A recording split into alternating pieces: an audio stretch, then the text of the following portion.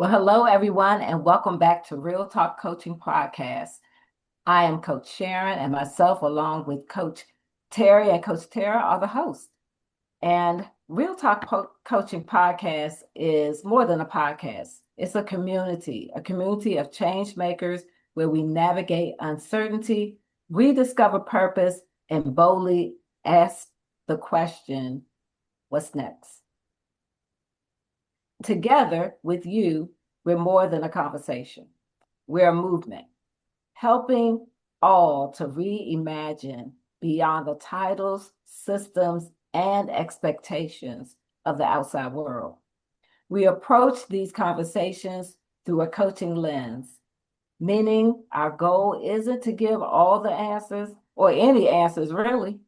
It's to help you and everyone, including ourselves, to explore new perspectives and possibilities. So let's get started with this week's episode. And I'm so excited about this one. As I am with all, it's always a great episode. We always get so much deep stuff, but I digress.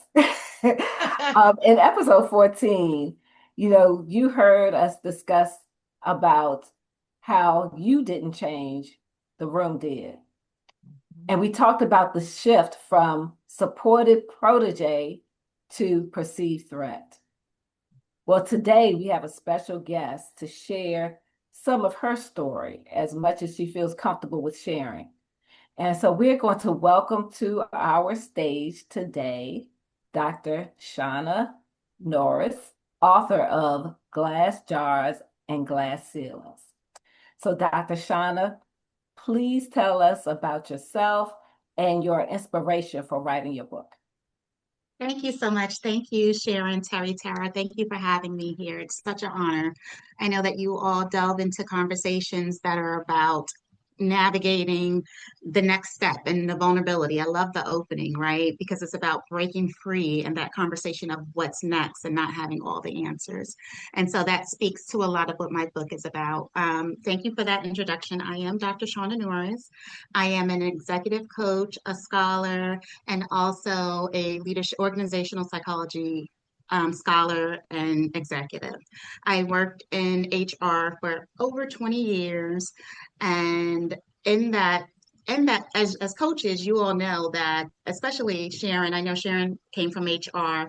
You're coaching when you didn't even know you were coaching, right? So, especially coming from the benefits area and just working with people, we were coaches before ICF was even a thing or before an accreditation even came to be about. So that really garnered my love of coaching and supporting people, specifically leaders, right? Because people think that when you reach leadership, that they have it all together. And a lot of times the leaders are the ones who do not have it all together. A lot of times they've made it to leadership because of their skills, not necessarily because of their ability to coach or their ability to lead people. And so I naturally went into coaching. I received my first master's degree in public administration. My second master's degree was in health and wellness coaching, which had a lot of executive and HR coaching courses. And I received my doctorate in business administration and organizational psychology. So I have all of this academic experience when it comes to people and coaching, but I also have the real life experience of being in the business. And what led me to write my book? I think that's what you asked. I just want to show everybody Glass Jars, Glass Ceilings. It was just published this month, and this book is about a woman named Olivia. And Olivia, in this book, it's not an academic book. People tend to think it's an academic book. It's not a nonfiction book. It's an entertaining book. So it has all the things. It has all the relationship, all the kikis, all the drama, but at its foundation, it also has a great deal of information about a woman being contained, right? So we talk about a glass jar and we talk about a glass ceiling. People know what the glass ceiling is. That glass ceiling is when you're trying to make it in your career and all of the things that you ladies spoke about last week, right? That suppression, those mentors who don't want you to outrun them, and how do you get through that ceiling? But what people don't often talk about is how those work congruently with that jar. And so that containment is not just here, it's here. So when you're in a glass jar and a glass ceiling, what are you doing, right? You have no room to bend. And part of that jar is the psychological ramifications of the glass ceilings, of the oppression from work, of the stressors if you're not in a healthy relationship, or being a parent, or being a family member, or taking care of your parents, and all of those life things. And then there's this real big dynamic that we don't discuss of friendships. So that's something that we don't talk about a lot. We talk about relationships, right? We talk about our partners, but friends are just as much a part of our lives as our relationships, right? And what happens when those go awry? Or what happens when the suppression comes from the friendships, or the jealousy rises in the friendships? So the book is about all of those things. I like to look at it as a container of three, and it's three parts to the book. And a huge part of it is about what you all discussed last week, which is containment in a career. And so, as I was sharing with the ladies before the show, there is Olivia, the character in the book, and it is a fictional book, but there is Shawna, who also had an experience and who was also contained. And a lot of Shawna's experiences went into the book and the influence of Olivia. So that was why I ended up writing the book. So thank you again. Oh, thank you. Thank you. So, Coach Terri? Yeah, so um we want to get to know the characters just a little bit, right? And so we talked about Liv, and in Liv's life is a Sherman, correct? And Correct. Sherman is the equivalent of that threatened boss, right? The one who, what do we call it? Weaponizes, reprimands, Mm-hmm. Mm-hmm. for insubordination, right? Mm-hmm. And so in the story, and I don't want to give away too much of your story because people are going to need to read the book. Yes, yes, definitely. But just like we talked about last week, Liv was hired for her brilliance, right? Yeah. And now her brilliance is being used as grounds for whatever happens to her. And so in that context, it's kind of like we talked about before. You're hired for your brilliance. You're hired for your abilities and capabilities, your knowledge, your skills, your abilities. But at some point, when you start to bubble up out of that pot, so to Mm-hmm. speak, then it becomes a bit scary to those who are around you, right? Mm-hmm. And Mm-hmm. so, in a way, that is um, what we call weaponization of respect, right? It Mm-hmm. is when someone is using that fixed mindset, which is Carol Dweck's fixed mindset Mm-hmm. concept, to protect his territory. Because what we know that fixed mindset really means that your skills and abilities are supposed to be limited and Mm-hmm. static. You're not supposed to be innovative. You're not supposed to be creative. You're not supposed to come out here, you know, um, solving problems no one asked you to solve, looking for things to make decisions on, right? Mm-hmm. Mm-hmm. And so, in a way, that character Sherman is using that fixed mindset to protect his own territory. Yes, yes, And indeed.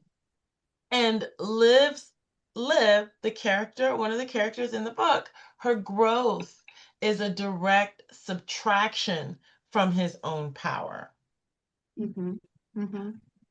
And so I want, if everybody, if you can discuss, Shawna, how insubordination is often that policing term that's used when Black women stop asking for permission at work and start leading with her authority.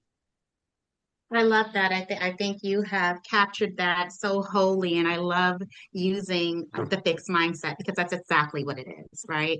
So let's talk about Sherman. And Sherman is an archetype that many people have come across in their career. It may have been a man, it may have been a woman, but people have run into a Sherman. And a Sherman is somebody who is intimidated, right? So the source of the intimidation is the lack of security in their own skills. If you come to an organization and you are a leader, You are supposed to be able to delegate. You are supposed to be able to trust your team. You are supposed to be able to enable your team to be innovative, to grow, to support you. If you don't feel secure in that role, that is where you begin to weaponize and abuse your power. And that is what Sherman is doing to Olivia. Olivia is a woman who worked her way up from college, really did the work to be great at what she does. She works for NOAA, and that stands for Nourish, Optimize, and Activate. It is a wellness company. And working for NOAA, she's built herself up. She's become a really big deal because she is innovative and she has these great ideas. But the parallel of Liv's life is she's reached where she wants to be, right? So she's been able to kind of go through the trenches and deal with the microaggressions, and she's okay where she is. So she's dealing with someone who is oppressed by her, who feels intimidated by her, and she doesn't even want their job, right? So this is where coaching comes in, right? Because if characters like Sherman had a coach to really get to the bottom line of where does the fear come from? Why do you feel threatened by this person? Does this person even want to? Have you asked her? Does she want to move further? Is she okay where she is? Then that would dial down some of the intimidation. But what happens is people get so caught up in themselves and the perception of power that they can't think outside of it. And so that is what Olivia is dealing with. And some of her optimism for life and optimism for people has her a little bit naive because she feels like systems are supposed to work. Olivia is very pragmatic. So she's great at creating these systems, these SOPs, these things that if one plus one has to equal two. So she doesn't understand what is happening to her. She doesn't understand that an organization has protections, right? So you get these big statements from all companies: zero tolerance for harassment, zero tolerance for bullying, right? And they say all of these grand things. But where is the protection when it comes down to it? So when someone is feeling intimidated by someone else's threat of what they perceive as power, what do?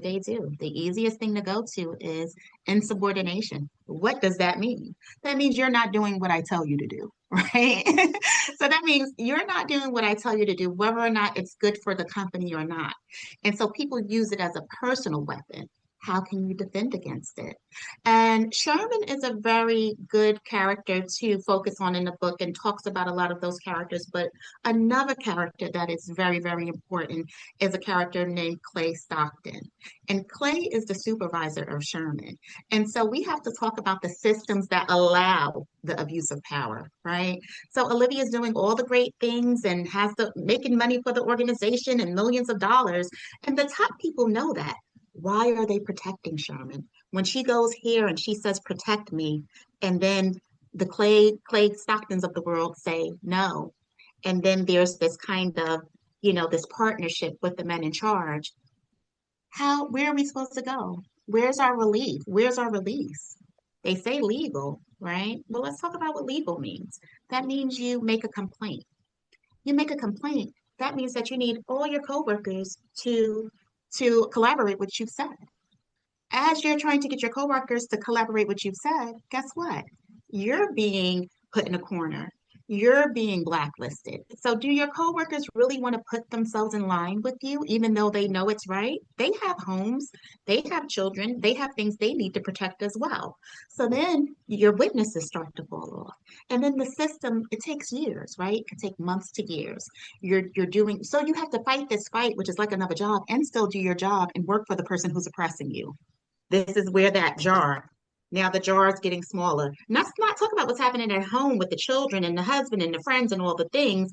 And so this is happening. And meanwhile, as she's being oppressed and people are telling you you have these protections, you're working for a company. The company is going to protect who? The company is going to protect itself. By protecting itself, it's protecting the supervisor. That's protecting Sherman, right?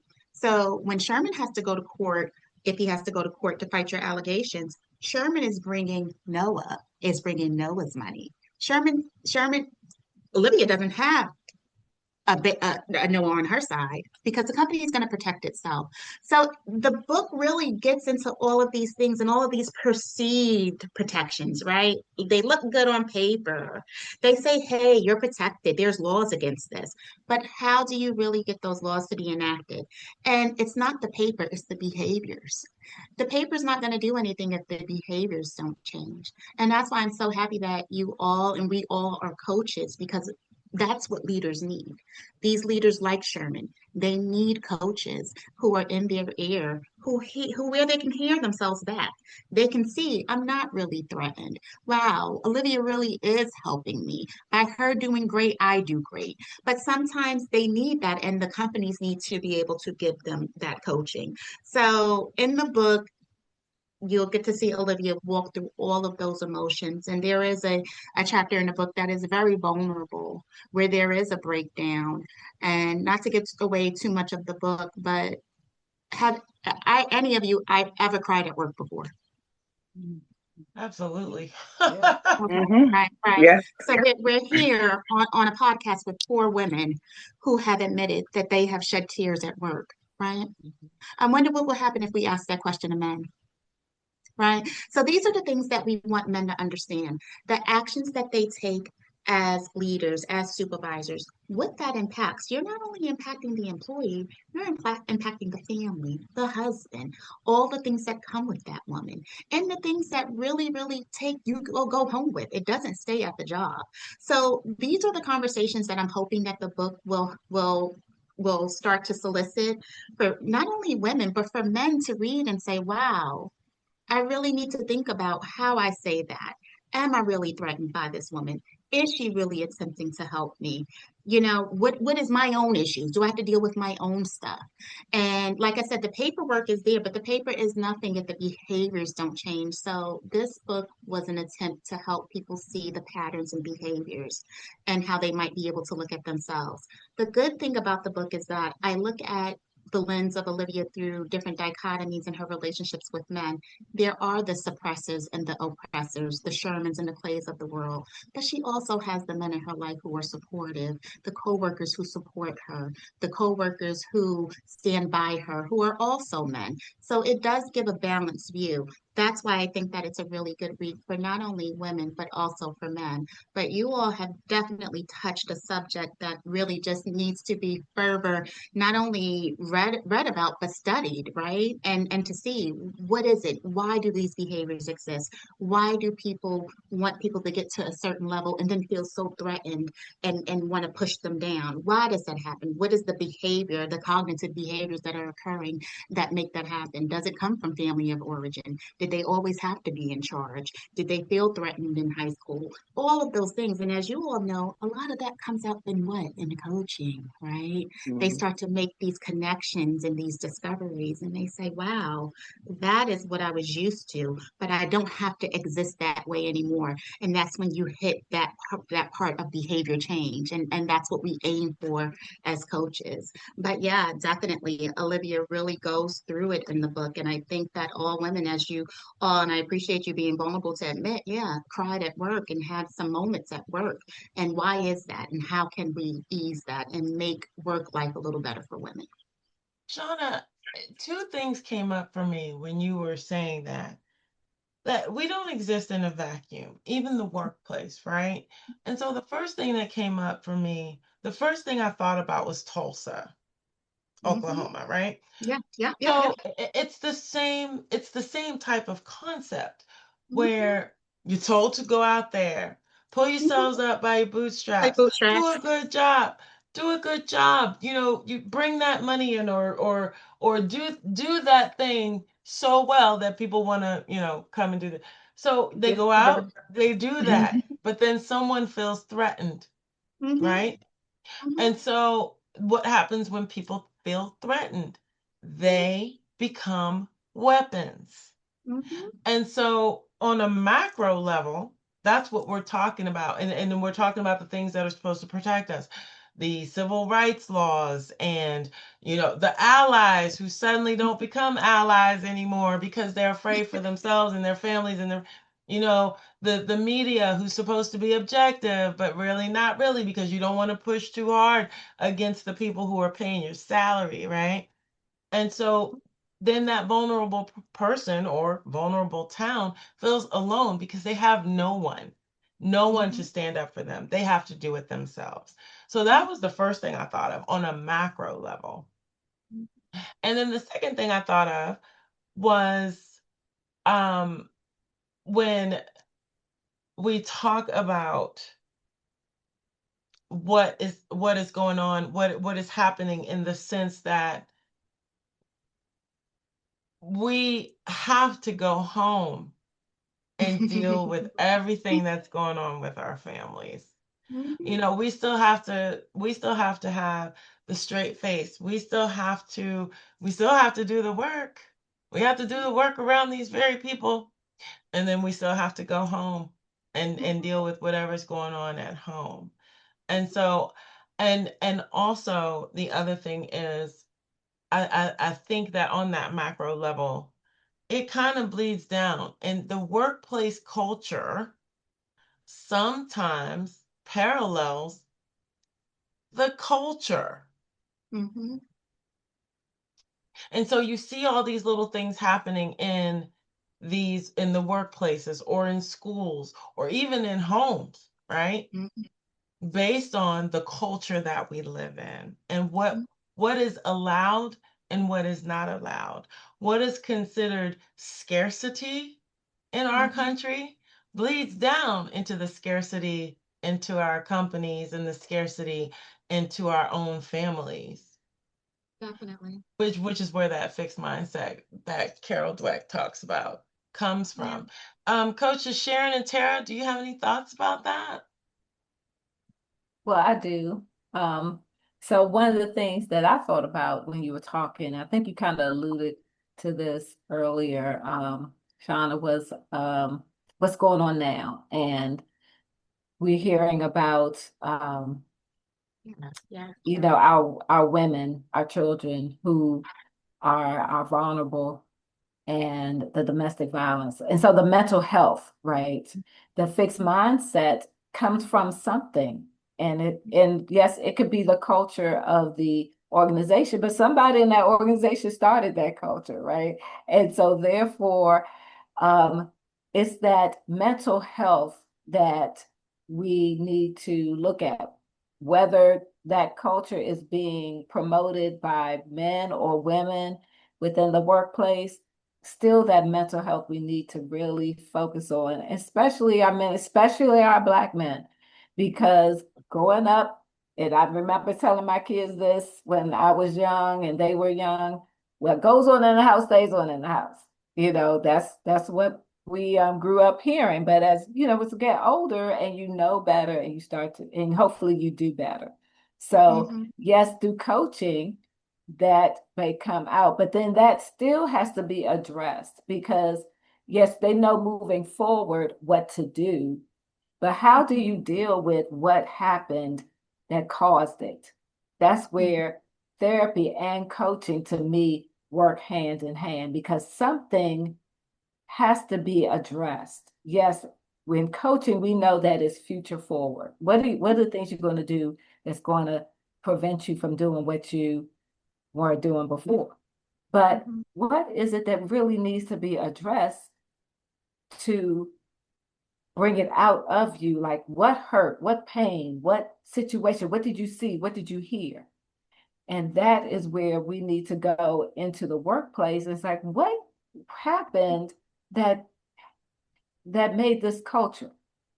Mm-hmm. Why is it that, you know, why are some supervisors resistant of having open discussions? I know when I would teach emotional intelligence, and I would have so many supervisors resistant of being vulnerable. Mm-hmm. Mm-hmm. So many, because they didn't want to be seen that way by their staff. But I'm like, if they know that you don't know, then they're going to have some type of relief, like, oh, it's okay not to know. But when you have, you know, you're scared that they might do what? That part I didn't really, and I still don't understand how they do that in the workplace. Coach Tara? Dr. Norris, when you first opened up, you talked about how great supervisors and great leaders really their job is to grow their employees, right? Like if they're really good at their job, um, if they really want to see the potential, if they really want to see the company grow, right? If we really want to think about good profits, they the better method is to grow your employees, show that, give them space to be that creative, that innovator, that person that helps to move things forward. And I liked how when you were going through Liv's story and you were talking about not only her immediate supervisor, but then the big boss, right? And the connection the big boss has to the supervisor. I like the fact that you started talking about how to coach the supervisor. Liv is not necessarily the problem in this situation, right? It's not for Liv to internalize what is happening to her to say, what am I doing wrong? How did I get here? Just being great, right? Doing what I was hired to do, right? And so I like the way that you started off with, how do we get the supervisor to correct the way they're thinking? How do we get the supervisor to look at their actions and how it's really impacting the employee? Because as we just mentioned, that they set the tone, right? Yeah. They define whether or not it's a fixed mindset culture or it's a growth culture.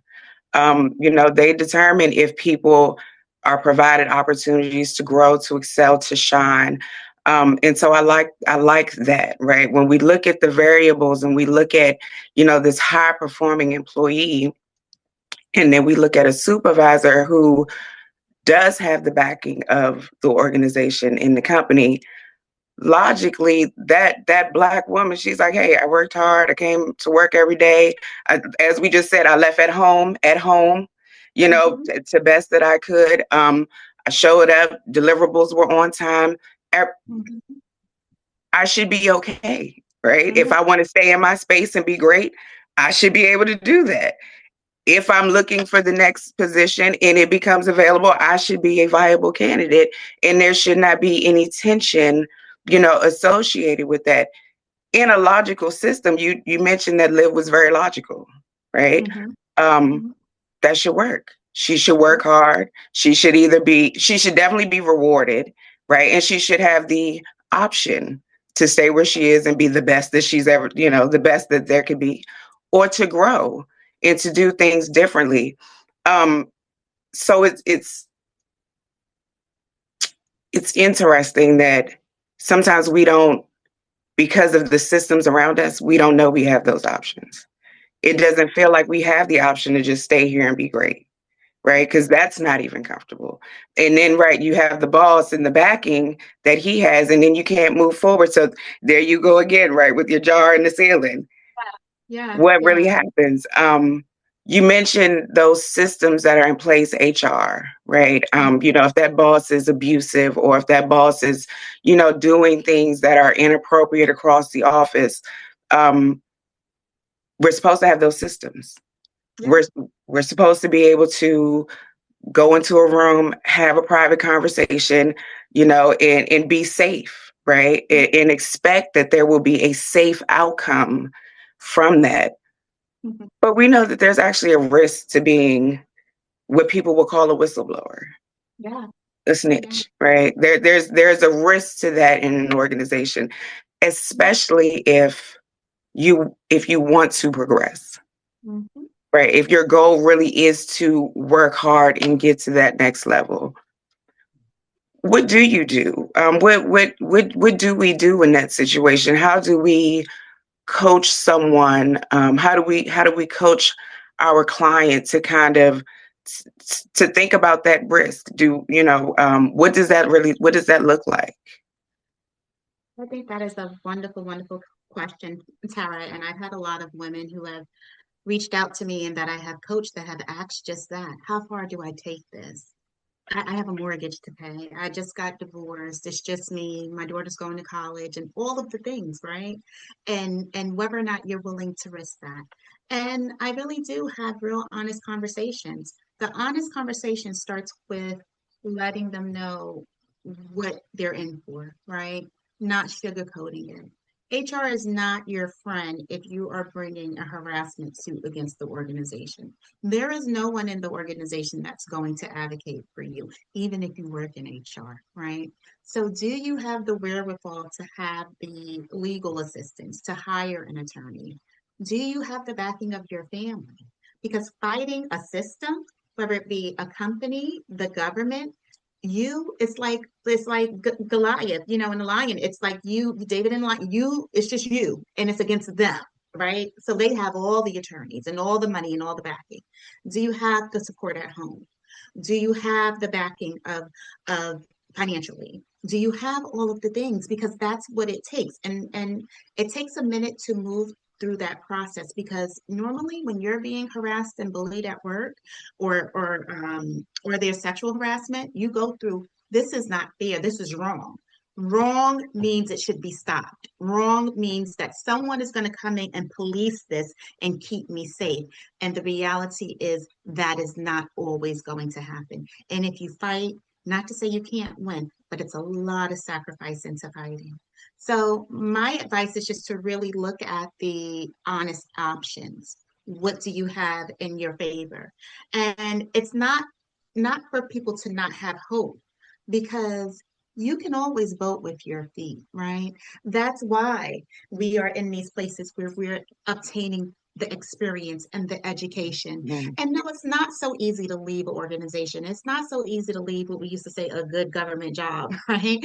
But you do have the options. What are you willing to risk? Are you willing to risk your sanity? Are you willing to risk having a nervous breakdown? Are you to fight with who? To fight with these people when there's so many people who fought before us so that we could sit at these tables? If you can sit at this table, you can go sit at another that where you're welcomed. And if you're not welcome there, you can Mhm. create your own, right? And That's a having the word. faith and the bravery to do that, but under realistic views, right? So that takes Mhm. planning, that takes preparation. Even if you get up to go to work and say, this is a means to an end, but it's not every day. Sherman, you won't have that power over me every day. Because when I Mhm. walk out on East West Highway or wherever the person may have worked, they have no control over you there, right? I have a chapter in the book and a section in the book where Olivia is in the garage and she's just gotten to work and she's hoping that none of her coworkers see her, because she's trying to gather herself for the day, because she already knows when she walks in that building with that man, it's on. So she's bracing herself. And this is what I mean about letting people see, for people to put up the mirror, because everyone wants to say, I've been through that, I've been through that. But are you that? Have you been that person that Mhm. has made somebody wait in their car? Look in the mirror. I always say, Mhm. look in the mirror first. Are you that oppressor? Are you that bullier and you may not even know it? And another thing that you spoke to eloquently, Tara, was the fact about the protections, right? The people that protect in leadership. So what does leadership mean? People say leadership and it means what you bringing new things and helping people grow and doing all the great things. But being a great leader is also what you don't allow to happen in your presence. And I'll say that again. Being a great leader is what you do not allow to happen in your presence. Mhm. Because the fact of it is, we're talking about emotions. And oftentimes when I do HR consulting and I say, let's take the emotions out of it and let's stick to the facts, right? Take away the story from the facts. The fact is you're paid to do a job. The fact is you have to do a job and you should be doing it well and you should be doing it fairly. If there is a Sherman, Sherman's boss, it is his job to ensure that a Sherman shouldn't be getting a performance increase because you're uncomfortable with having a difficult conversation. A Sherman should not be promoted just because it's a year later and everyone gets the promotion. We have to stop leading in that way, right? We have to stop doing, I call it Mhm. scary leading, where people don't want to, everybody wants to be okay and be cool and how is your family? No, have the uncomfortable conversations. What you're doing is wrong. And if you continue to do it, you'll be written up. There will be consequences because people respond to consequences. People respond to what hits their paycheck. So a Sherman can't be a Sherman if a Clay is not allowing it. And so that's why I say sometimes you almost want to put more onus on the higher leaders because they have a higher level of responsibility to protect the employees. They lead from the top. It can't happen if you're not so busy worried about coming in and saying hi at your weekend. No, sometimes it's a difficult conversation. Just like us as parents, we have to have difficult conversations with our children. Yeah, we want our children to love us, but we also have to have those things that will save them. Your job as a top leader is to help and manage your people to save them from themselves, right? And so that's what Olivia was having these conversations with Clay. Help me, help him, help himself. He's doing wrong. Why are you allowing him to do this? And so leaders have to understand why they're doing the protecting because it comes from a place of comfort. It's real easy to just give everybody a 90 and give the people that you're the closest with in meetings and just let them do what they do because you feel like that doesn't touch you because that person is 2 levels below you. But no, it's your job. That's what you're paid to do. And Sharon, you spoke to the psychology of it all. This is why I do advocate for coaching because oftentimes, as you all know, in coaching, it will unearth the fact that there's therapy needed. So in my coaching practice, I have several therapists that I work with when I know that the coaching has ended or the coaching is not where it needs to be, that they need some therapy, right? They need some work. Why are you this way? Like you said, why is it happening? What is the solution? The solution is getting people to understand why they are behaving this way. Why are you insecure? Why don't you feel comfortable delegating? Why don't you feel pride in seeing your people shine and raise, right? Where does that come from? And it normally comes from some type of family of origin or how you were raised. A lot of times you have to connect people to their values. We use this word so loosely. Oh, yeah, my bad. What are your core values? Your core values at work should be the same ones that you apply at home. And if the values at home are not resonating, that's when you have those icky conversations. Because if you're being an asshole, excuse my French, at work, you're probably being one at home too, right? And that's probably why it's coming out. But that's beyond what employees are able to dig down, deep down and do. But that's why I think leaders need to put up the mirror. Ask yourself, even if it's something that you don't even understand that you're doing, that's oppressing someone, that's suppressing someone. What am I doing? What can I do differently, if anything? And why am I doing it? Where does it come from? Where did I learn how to do this? Because if you look at good leaders, the ones that want people to grow, they're very secure in the people that they are. They don't mind the next person shining. It's like a room of beautiful women, right? There's no jealousy if you're confident in who you are. Confidence. And Sharon, so when you speak of why does it happen, why don't they like being vulnerable? Because safety. That's everybody wants to feel safe, right? And so it's scary if you start to, that onion starts to be unpacked. It feels very, very scary. But we can no longer ignore it, not in the workplace or in our homes. And I know that you all, have heard about the increase in violence against women, whether it be domestically or things that people go through in the workplace. We have to have these conversations and we have to understand why, if it is a gender thing, if men are more likely to suppress, which studies do show, like over 34% of women say that they have been bullied at work. And those are just those who are reporting it because we know a lot of us do not report. A lot of us do what? Go in the bathroom and cry and then dry our tears and come out and we perform. We perform. So if we stay performing at work and we stay performing at home, where do we get to be? And then we wonder why someone has a breakdown or we wonder why someone has health issues, and all of the things that come with just not being mentally well. How do you get out of that jar? So the solution, I think the conversation has to start with encouraging people and not making it a stigma to go seek therapy, taking the stigma away from therapy for men, especially, right? And you all spoke about our Black men, that whole, we talked about, we're all discussing Justin Fairfax and was there a circle? Were are men comfortable checking other men? If it's a man at work and you see he's doing wrong to this woman, are you comfortable pulling him to the side and saying, hey man, what you're doing is not right? And there is an example of a man that does that in this book, but he also it's a cost to him as well. And are you willing to pay that price? So I don't want to monopolize the conversation because I am so passionate about it, but you all are having all the right conversations. So Sharon, when you ask, what is the solution? Destigmatizing therapy, having these conversations, sharing this podcast with other leaders, with other men in leadership, getting people to read books and go through the story of Olivia so that they can kind of see, wow, this is the impact of me just really being very intimidated by this great person who's doing all these great things at the job.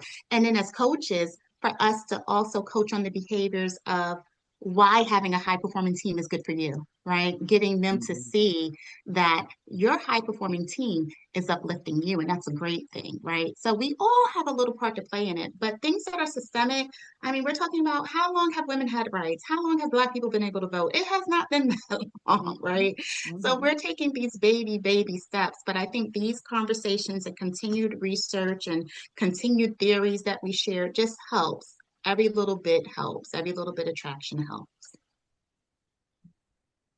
Yes, yes, it definitely does. There's so much to unpack.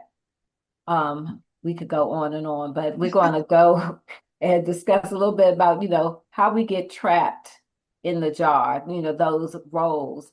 So Olivia was told that she easily could be the COO.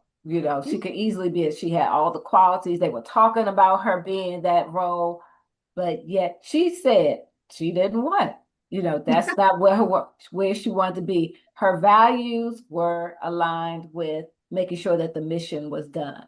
And then sometimes there are people who are looking for the title. And that's what success looks like for them. The title, having that was perceived as the power and the prestige, even or not even, whether or not they have the skills and the knowledge that align with the mission of the organization or the department or team that they're working with. And just a note, I had a supervisor one time that did not know anything about the work that myself and another teammate knew nothing about, nothing. And he said, I don't need to know anything. I don't need to know how to do that. And we were like, what? Like, as long as he knew how to manage them. And I understand knowing how to manage, but you have to know how to manage and to be a leader. And to say to us, I don't need to know anything about how you do your work, to me, does not show good leadership. You should show some interest, learn from either those that are on your team or take the initiative to go outside and take some courses, whatever it is, read up on it. But you also spoke about Clay. And as I was reading that section about Clay and the discussion in his office with Olivia, I immediately thought about, oh, he's gaslighting her. He's making her think that what she is feeling, what she's experienced is just some little thing. He was I'm paraphrasing what you wrote, but basically, oh, I don't know how formal you talked to HR about this, but whether it was formal or not, you spoke to HR about this. You spoke to him about this, and he made it seem like it wasn't a big thing. So how does a person understand that what they are feeling and seeing is reality and not a little thing? We all hear the things that people will put upon us. If you speak up, you're too aggressive. If you complain, you're too emotional, right? So that's where the gaslighting comes in. No, could it be that I am asserting myself? Could it be that no, what you're doing to me is wrong, right?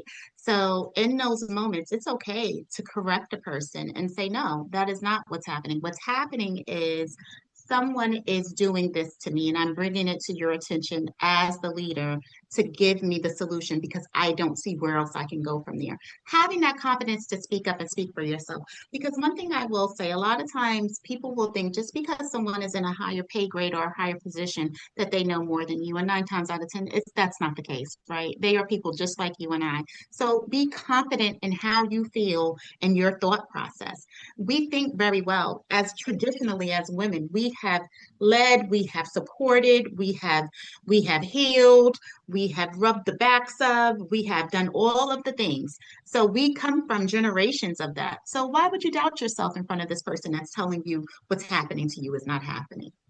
If it's happening to you, it's okay to say it and it's okay to call people on their stuff. No, I'm not being emotional. He did interrupt me in the meeting and he did not do that to anyone else, nor have I ever seen him do it to anyone else. So why is he doing it to me? That is not being emotional. That is calling him out on his lack of professionalism. Being confident in that and not shriveling down like oftentimes we do. See, what happens is we're normally in these careers and we come in and we're new and we all the buzzwords and all the acronyms and we don't know it and we feel a little insecure. But you turn around and you're 5 years, 10 years, 20 years in the game. Trust that.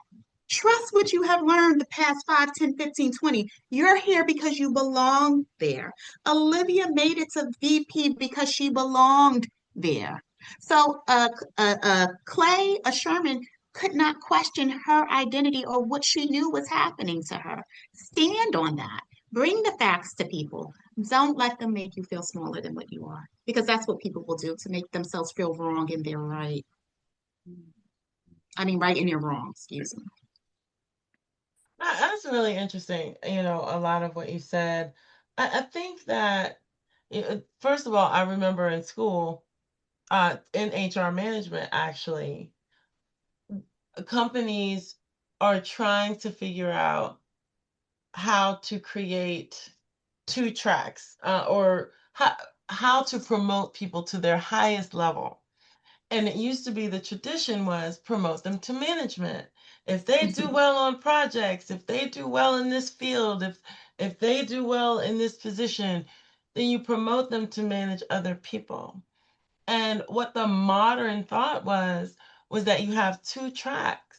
You have those people who work on projects and they go on to do well and they get to the top or whatever their cap is, and the same and the parallel track would be the management track, because not everybody can manage anybody, you know 100. and so I happen to know that I am not a manager. My sister is, but we're both leaders, right? And so I think that there's a bit of confusion about who's a manager and who's a leader and what those mean. They're interchangeable in a lot of organizations. And so that's why they end up backing these people that they've promoted, because now, they have to be accountable for what these people are doing. So they're going to turn away. They're going to be oblivious, unless you scream loud enough or yell loud enough or sue loud enough, to Right. get their attention. And I think that is part of the problem. And the other part of the problem is we kind of live in a society where you can't make mistakes. you know you you we don't give the enough grace to allow people to take accountability. And when I say that, I mean that we all make mistakes. We should have some wiggle room when we admit to those mistakes to be able to take accountability and change the behavior. And we don't allow that either. And so I think a lot of times, people, like we've said earlier, they don't want to be vulnerable. But you end up victimizing people who then become vulnerable, right? And that is part of the problem. And not wanting to peel back that onion, as you said, because at the core of it, it stinks. And it is the strongest, the strongest stink at the core of it. And so who wants to go through that pain when they can just be oblivious to their actions? And when they have a boss, a supervisor who can help them with that, right? So I think that we have to fix that in a lot of ways. But I also wonder what those of us like Liv, when everybody else is backing up the supervisor, where does she start in order to do what I say, which is rise forward, right? Where does she gain that strength in order to rise forward so that she can both hold on to her own integrity and her own confidence in her abilities? I think conversations like this is helping to talk about that, right? So where can she go to? We should have community. We should have community as professional women. There should be people at the job, and I know we don't often like to mix friendships and work, but there should be organizations or ERGs that are there to support you, right? So, like I said, HR, it's their job to protect the company. But in the book, there is an HR professional who tells Olivia, I'm supposed to support the company, but I'm going to clue you into a few things, right?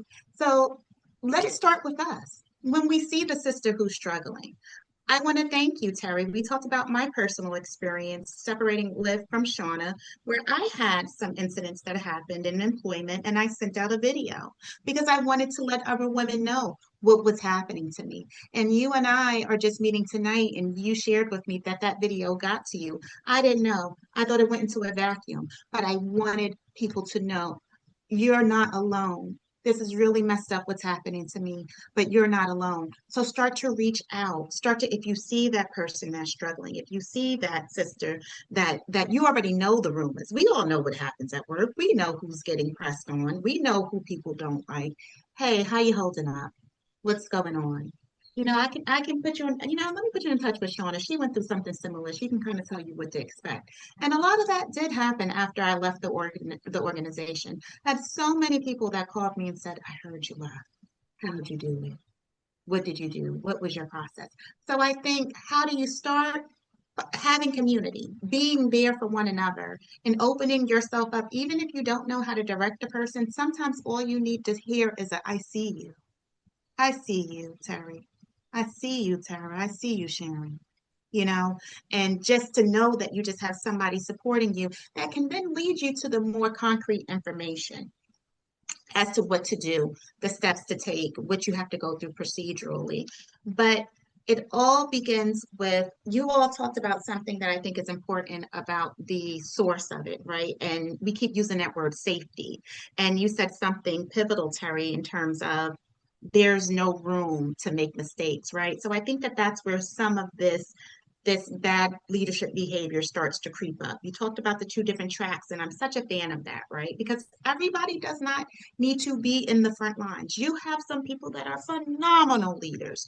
It's like they came out the womb just being able to motivate you, there for you, and just doing it all. And then you have those that suck at it, right?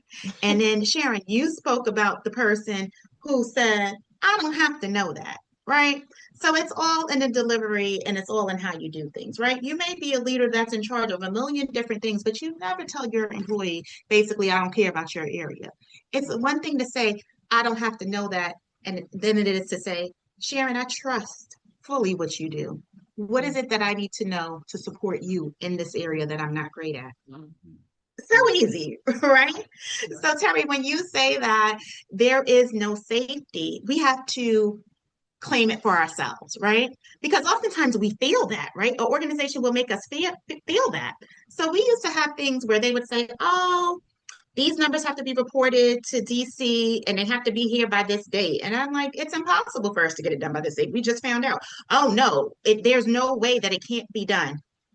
Da-da-da-da. Hey, we don't have the capacity to get that in by Friday. Is Monday okay? Monday's okay, right? So it's this perception of we don't have the room to mess up. We do. We do. It's about us being comfortable with the logical reason as to why. We're not miracle workers. So what are we going to do? Do something wrong and mess it up? And that is a leadership trait. The leadership trait is being able to make those decisions on the fly that protect the company. I think it was you, Tara, that talked about the ROI, because at the end of the day, these are businesses, whether or not you are fulfilling a mission for organization or your results are in profits, right? There is a return on investment. What is that?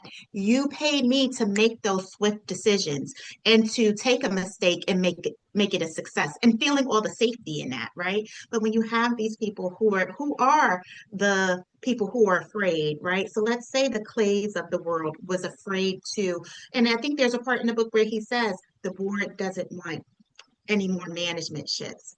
Well, does the board want a woman to get on a stage and say that this organization harasses her? What's the risk, right? So Clay was not a very good leader because he did not assess the risk properly. So it's about risk assessment. It's about challenging the norms of what's safe to do at work and what's not. I think saving the organization from a huge scandal is worth it than just going by the toe in the line and saying, oh no, they don't want to shift in management. So it's about us feeling that authority. And I think even as adults, what I find in a lot of people is we're not stepping into that authority. Like I said, we're not entry level anymore. We're not those young people coming through the door. If you've been in an organization 5, 10, 15, 20 years, trust you know what you're doing. Trust to make the scary decisions. Trust to be able to validate why you made them. And that goes with the leaders who are protecting these people because they're so afraid of the backlash of not protecting them. We need some fearless leaders, and we do need those people to look in the mirror and say, am I a leader or am I a manager? Am I a program manager? Am I really good at getting stuff together and telling a team what to do as opposed to supervising people? Because you were so right, Terri. They are so different. And it's not for everyone, right? I was in leadership for a long time, but I stepped out of it because the political wasn't for me. And the first thing I would tell, and I know anyone that watches this that I supervise, the first thing I would tell them is, I have 2 children at home. I don't have children at work. I do not clock watch. I want you to do what you are tasked to do. If you cannot do that, I will give you the resources to do that. If there is a fire behind me, let me know it's coming and we'll be all good. I don't care when you come and when you go. Right. And so they loved me being a leader, but what I couldn't deal with was the politics. I couldn't deal with you have to give that person a 90 just because we've always done it. Or you have to give that person a 60 when I know they've been busting their ass, right? I don't like to play those politic games. So I had to step out of it. I couldn't do it. I think Sharon was at a leadership conference where a whole big blow up happened with me. I don't know if you remember, Sharon, where I was defending something that was happening. And I was like, this is absolutely ridiculous. But it's knowing, right? Knowing whether or not you are a leader. And people have to understand this generation coming up, they are not to be played with. They are not going to wait for the EEOC process. They are not going to sit there and be quiet about what's happening. They are going to blast. They are going to yell from the mountaintops. They'll have you on TikTok. So leaders need to take heed and be careful, okay? Because Liv was of a certain age. Her daughters behind her may not be that person. And then that's a whole nother ball game. So we're in this really dynamic space where leadership is changing, work is changing, right? AI is doing so much. What do we need? We need people who know how to deal with people. AI can do the program management part, but can they do the client meetings? Can they secure the deal? Can they get the people to invest in the company? That takes eye contact. That takes people. That takes talking. So you need to have these skill sets. So that is something that we need in leaders to teach people how to communicate, right? Because all the other stuff is gonna be done, right? AI is doing all the research. They're pulling all the things. Can you talk? Can you convince me? Can you make me feel really good about this company and want to work on a Sunday and give my all and be happy on a Sunday night and don't do that Sunday night feeling of dread, feeling of I have to go to work and deal with this or deal with these people? How do we get people to start to lead differently? And so that is a lot of what I'm hoping that the conversation extends past this novel for people to begin to think about those things and these conversations that we're having. I can go, listen, I can go all night, ladies. I know. No, you're good. That. I was gonna throw it to Coach Terri because woo. What I really want to do, I want to be able to get an address. I want to send you all hard copies of the book, actual copies of the book. And I want to get that to the podcast. And I would love for you all to invite me back after you've read the entire book. Absolutely. So no timeline on that. Because there's a lot going on in here. That's a given. I'm so Because excited. Because I think a lot of themes will develop from this. And I just so appreciate, like I said at the beginning of the podcast, what you all are doing, right? Advocating and having these conversations. And Sharon, you said something, I love your opening. You said not only for the audience, but for ourselves, right? What are we learning from one another? And I think that that's another thing about leadership. I've never walked into all of these degrees and all that. That's paper. Every day I'm learning something. Every day I'm learning and I'm happy to learn. If I feel like I know it all, something is wrong. You're not living if you're not learning. So being a leader who was open to, let me hear your idea. This may have been how we've been doing it for the past 15 years, but hey, Allie, I want to hear your idea and how you're doing it. And to not be threatened by that. Because at the end of the day, it's a business. We want to get the business done, right? And people feel so threatened that their positions will be taken. You can't operate like that.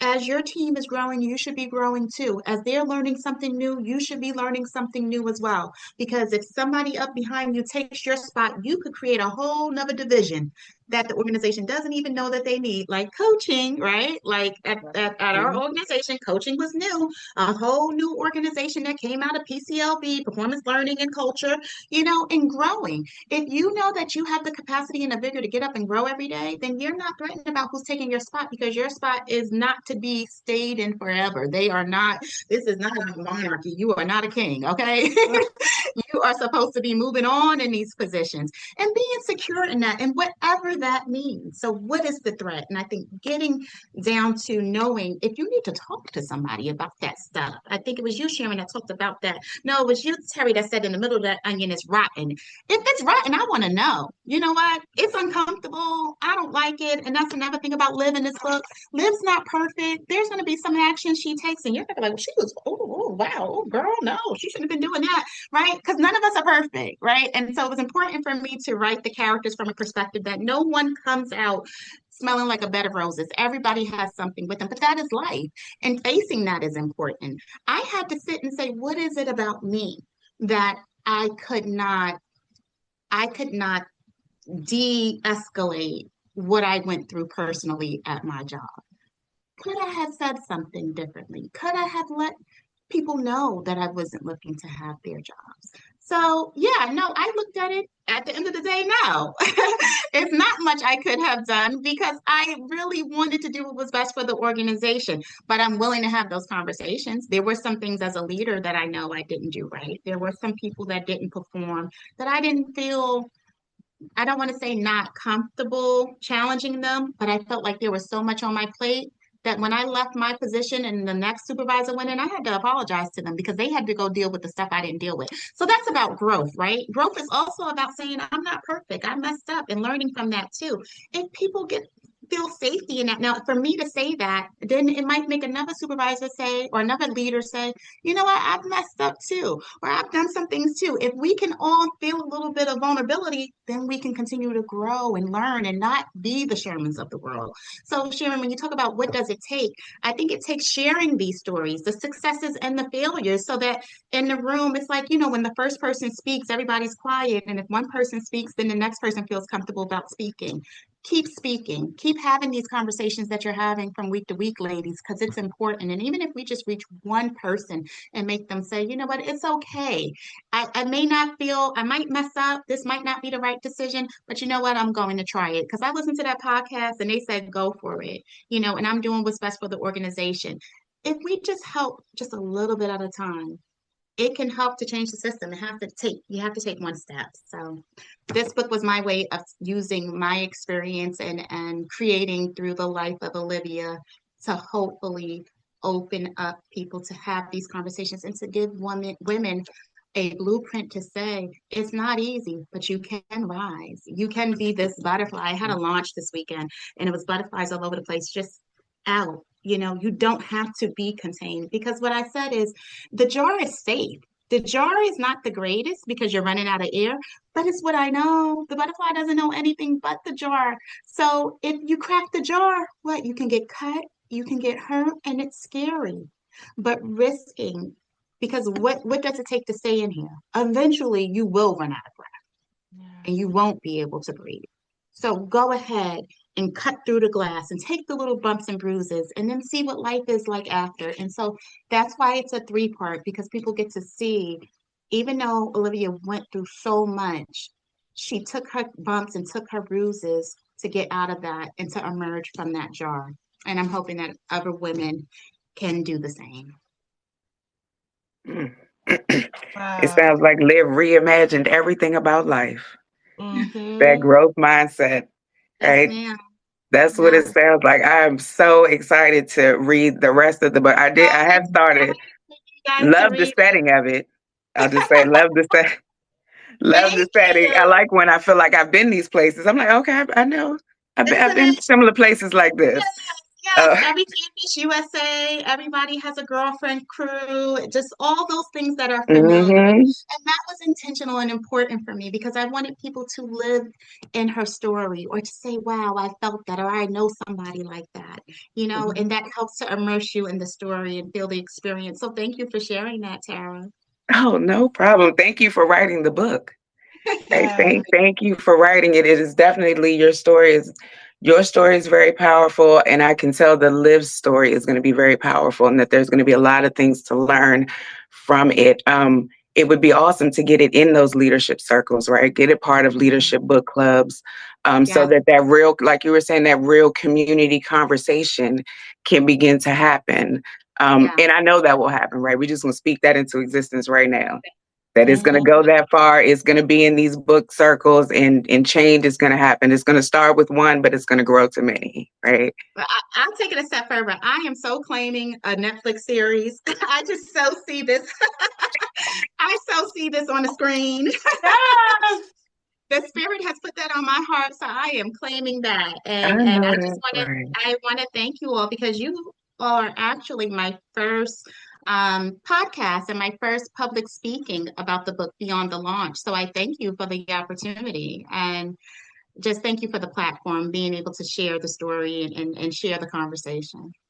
Definitely, definitely. And you know, we just want to thank you for being here and furthering that conversation that we did have in our last podcast. Because these conversations are important. Your book is a big part of what is going to help shape the future. And so we look forward to that. Thank you. Um, and we also want people who are watching to understand that we are all coaches, right? And we know, just like Shawna said, that coaching can help you see the jar, Mhm. right? So you can decide whether or not to break out of it or and leave it behind or stay confined in it and run out of air, right? So if Mhm. you feel like you're in Liv's shoes from whatever we've talked about, live and read today, Mhm. you don't walk alone. Yes. We've all experienced something like live, right? And if you want to know how to rise forward out of that, move forward out of that, reimagine everything about life, please make sure that number one, you read Dr. Shawna Norris's book. And number Thank you. two, that you book an introductory Real Talk coaching call with us, right? Yeah. Because we specialize in helping those threats like you become the leaders of tomorrow, right? On your own terms. And That's I will right. hand this over to Tara and Sharon for final words. I give it to Sharon. Okay, all right. Well, we just want to say that, don't feel that you're alone. Don't feel that you're insubordinate because you're not. You're actually inspired. You are a powerhouse, and they just see all of the wonderful potential in things that are within you and are Mhm. threatened by that.